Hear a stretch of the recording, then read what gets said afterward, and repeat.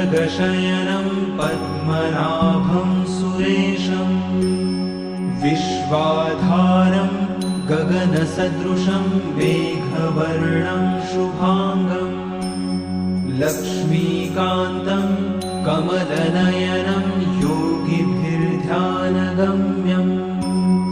वन्दे विष्णुं भवभयहरं सर्वलोकैकनाथम्।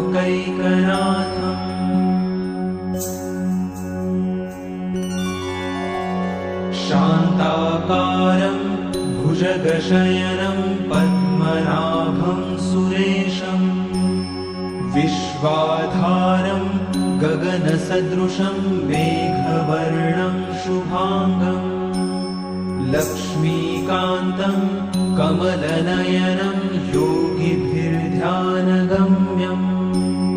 वन्दे विष्णुं भवभयहरं सर्वलोकैकनाथम्।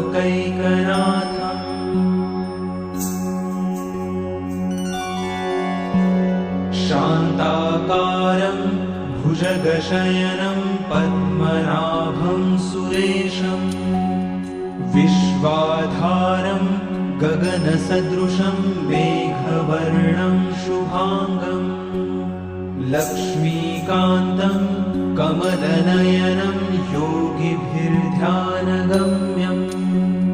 वन्दे विष्णुं भवभयहरं सर्वलोकैकनाथम्।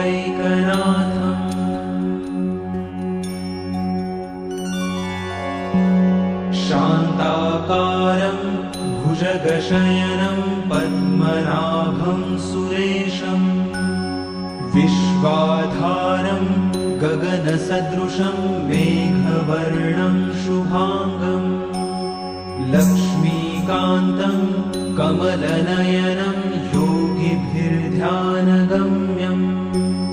वन्दे विष्णुं भवभयहरं सर्वलोकैकनाथम्।